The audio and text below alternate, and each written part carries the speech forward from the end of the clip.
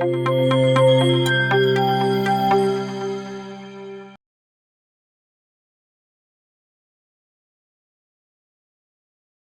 has basically, if I look at from a regulatory standpoint, there is already an EPR regime that's put into electronic waste. That EPR basically means extended producer responsibility. Under that, what the government has mandated, and this is under Ministry of Environment and for Forest and Climate Change, and within that Central Pollution Control Board, right? That they're the managing authority for this. Under the EPR regime, what the government has said is they fixed targets for each electrical and electronic OEM in the country. Okay. And today, the product coverage under the EPR regime in India is 30 products. Globally, the product coverage under the EPR regime is 700 products. So, products that we do not cover under in India under the EPR regime is, for example, telecom products, a lot of lighting products, a lot of other electrical products. Only a subset of the global product coverage under EPR is covered in India. 30 as opposed to 700. So the regulator is seriously looking at extending that product coverage as well and bringing in more stricter guidelines to make sure the entire electronic waste in this country can come under the EPR regime. And today, what's happening for the 30 product category, Jyoti, is take, let's say, Samsung, for example, right? So Samsung sells washing machines, televisions, refrigerators, mobile phones, and laptops. So the CPCB has actually categorized these products, 30 products, into 7 different buckets. And for each bucket, they have defined a certain lifespan. Okay. And they've taken an average weight. Based on that and sales of each company, they decide targets for each company.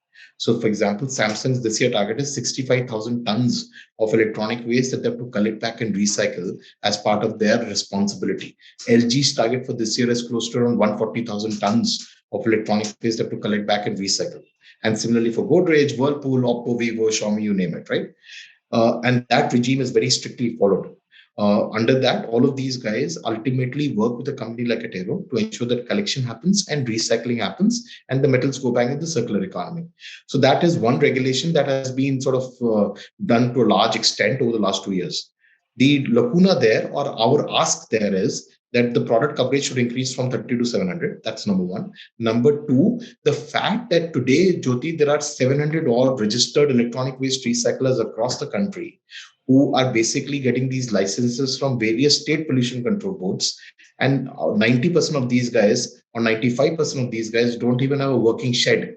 Forget recycling. Recycling is not happening, right? They don't even have a working shed. So before issuing these licenses, there should be some check on what kind of a facility do they have, what kind of a technology do they have, what kind of recycling capacity or capability do they have, right? So that will ensure that there is some sort of sanity in the sector along with the EPR regime that will ensure that exactly recycling is happening, right? So that's the second ask to the government of India. On a separate point, there is already a draft regulation prepared by METI, Ministry of Electronics and Information and Technology, where they're saying this draft regulation is for circular economy, where they're saying that any large corporate who uses metals in the supply chain has to ensure a certain percentage of those metals are sourced as recycled output. Okay. For example, if let's say LG uses a ton of aluminum in the supply chain, they're saying a certain percentage of that should come as recycled aluminum output. So that's a draft regulation. We expect that to become a regular law within the next 6 months to 12 months. And that will also bolster the entire regulatory framework around this entire ecosystem of electronic waste, circular economy, green economy, and the COP26 targets that you were speaking about. In the next 24 months, we should have a e-waste recycling plant which does scientific recycling in every state in the country, and the capacity expansion should happen accordingly, right? Now, if you look at the market opportunity, Jyoti, today close to 2 million tons of electronic waste is disposed of in the country. Okay, Attero is handling 5% of it. Okay, all formal sector electronic waste recyclers put together are handling less than 8% of it. Okay. A majority of the electronic waste is still being recycled in the informal sector in the country by mom and pop shops on the street. And if you look at that value chain, Jyoti, that value chain is frankly broken. Okay, it starts from the fact that the person, the last mile collector who comes to your house or my house to collect scrap, whether that is paper waste or that is dry waste or that is electronic waste, these are largely men. There are no female employees or workforce there, right?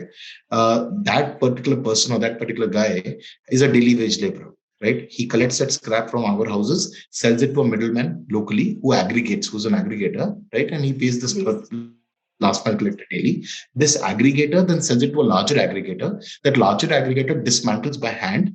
And let's say take the example of a phone, dismantles that by hand, the battery comes out, the PCB comes out. The PCB is sold off to the last mile processors who use cyanide and sulfuric acid. So the connector of the battery or the PCB, which is plated with gold, that is directly taken out, because when you dip it in a pond of cyanide and sulfuric acid, it forms a complex CY cyanide and sort of gold complex AU plus plus. And if you burn it, gold comes out. Now that the cyanide solution is thrown in the nearby water streams. Okay, whatever is not plated is actually smelted with lead. Lead is a great collector metal of gold in an open furnace, like the old Bollywood movies Chulha that we saw, right? By blowing lead. Extremely poisonous and hazardous lead fumes are put out in the atmosphere. Okay. And okay, you extract gold, you extract silver, and do all that recycling, but the impact that the state society has to bear for that is extremely harmful. First of all, most people who work in the last mile processor segment in the informal sector are women and children with an average lifespan of less than 27 years, because they're inhaling sort of toxic lead fumes, they're exposed to cyanide infused water, and so on and so forth. Okay. And according to our calculations and independent reports, the amount of environmental loss that the country is bearing due to informal electronic waste recycling is upwards of 10 billion US dollars. The amount of medical loss that the country is bearing due to informal sector illegal electronic waste recycling is upwards of $5 billion. And then there is material loss, because they're not able to recover 100% of these metals, or even a significant portion of these metals, right? So that value chain, even today, recycles majority of electronic waste that's there. So as and when the EPR regimes becomes more and more stricter, as and when the state pollution control boards become more and more stricter in making sure compliance is adhered to, as and when the circular economy policy is out there, this will change. And this will change for the betterment of India. The only challenge there from a societal perspective, Jyoti, is that the people engaged in the informal sector supply chain, they have to be they have to be upskilled, and they don't have to be displaced. Because if you displace them, then it's a crisis from a job perspective. And we all understand what India is going through right now. Jobs is the most critical problem that all of us face, right? So the people who are engaged in collections, we are already integrating them as Attero as part of formal sector supply chain. Okay, so that they'll be upskilled to get there. And the last mile processor, they'll have to be upskilled to do something else.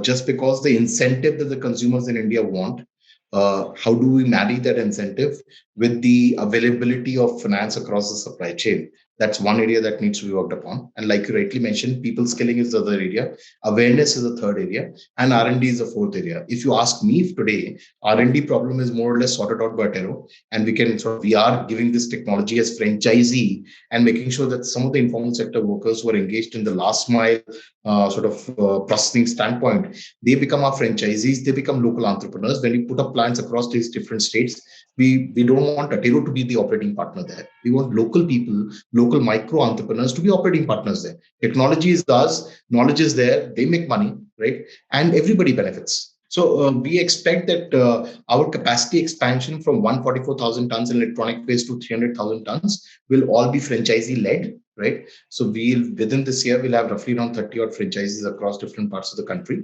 where technology is ours, and we use the local expertise and knowledge to make sure that we recycle in state. So that's one big program that we've already launched. Second is consumer collection. So consumer collection, we've launched on a pilot basis in Delhi, NCR, and a couple of other places. Now we're expanding that across the country, where we are formalizing the informal sector last mile collector who comes to your house and making sure that you as a consumer know that your electronic waste is getting disposed of in a scientific manner through Attero, right? Collection is happening through trained informal sector workers with the right IT tools to track, so there is no leakage, right? So you are safe and secure. Your data, your electronic waste, there's no harm to the environment, right? And the collection comes back and it is scientifically recycled. So that program is also launched.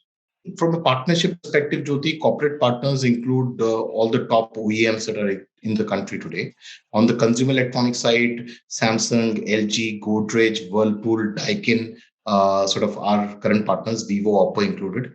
On the the manufacturing side, apart from OEMs, it's Flextronics, Foxconn, and others, right? On the automotive side, it is Hyundai, MG Motors, Maruti Suzuki, Toyota, Tata Motors, Volkswagen Group, and the likes. On the stationary storage side, there is Reliance Jio and a couple of other sort of similarly sort of telecom tower battery players as well, right? So those are our current partners, and we continue to expand these partnerships, both from an input supply perspective as well as supplying materials from a circular economy perspective, right? And SDG is extremely core to what we do. The fact is that if you recycle the Attero, the carbon footprint naturally goes down. Two aspects to this, right? The idea of circular economy is fairly simple. The less you mine from the earth, the better you are from an environmental perspective. Okay. Now, to do that, obviously, in the short term, there is more pain. That is, the cost will rise, but in the longer term, the cost will reduce. Okay. So, depending on which sector you are in, today that break even has been reached in some sectors, and some sectors that break even has not been reached. So take, for example, lead. Okay, you'll be surprised to know, Jyoti, that at least 70% of lead that is used in lead acid batteries today in India comes from recycled lead. Okay, that's a huge number. It's not a small number. So circular economy is already happening in that space. Okay, a lot of aluminum and copper that is discarded in this country, almost all of it gets sort of recycled and used back in the circular economy. Whether it is in wiring that is in homes or buildings, or it is in utensils, it gets used back. So that circular economy is happening, right? Now we need to ensure that circular economy starts to happen in other materials as well, and it becomes more and more formalized, right? So where the lacuna or the gap is today is that large corporates who use these metals as part of the supply chain, whether it is copper, aluminum, or even gold, silver, and others, their emphasis on circular economy is not that high. And that will start becoming a problem or become a boardroom discussion.